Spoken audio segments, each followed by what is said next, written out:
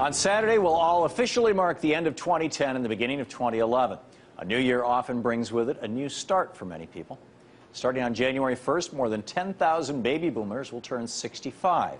And every day after that, for the next 19 years, another 10,000 boomers will reach retirement age. But unlike previous decades, those retiring next week are facing many uncertainties. First, most don't have pensions. Back in the 80s, nearly 39% of private sector employees held a guaranteed pension. A pension is where you're guaranteed a certain amount of money for the rest of your life, no matter how long you live. A lot of people don't even know what it is anymore, because today the number of people with pensions is only 15%. In lieu of pensions, many retiring workers depended on stock market investments to fund their retirements. 401ks, IRAs, all those cool things that came along with the Reagan administration moving forward. But our stock market has been stagnant for a decade now, showing only a meager 4% growth. Not even keeping up with inflation, and retirees can't expect their homes to carry them through their later years either. Since the housing crash, the typical home has lost a third of its value, and nearly 11 million homeowners are underwater on their mortgages. They owe more than their home is worth.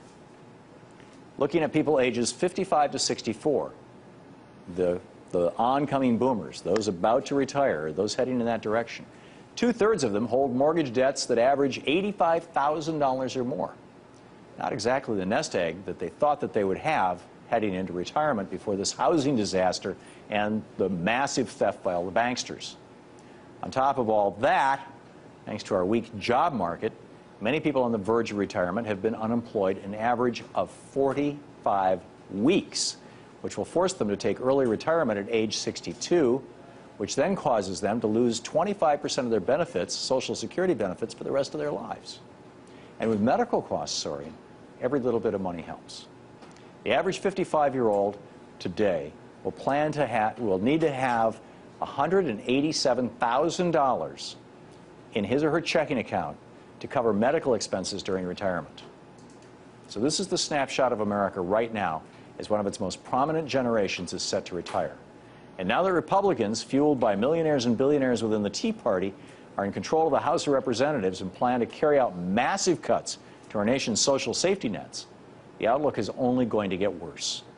Whether they simply raise the retirement age of Social Security and force 69-year-olds to continue laying bricks, or privatize the program altogether and let fat cat banksters manage retirement accounts in their casino on Wall Street, Republicans want to dismantle this program that has given countless Americans a high quality of life in retirement.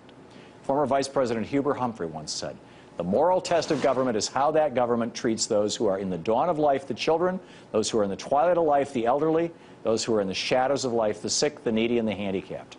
Unfortunately, today, our nation's retirees are facing uncertainty like they've never faced in more than 50 years. And that moral test of government that Humphrey talks about, the United States, is on the verge of failing.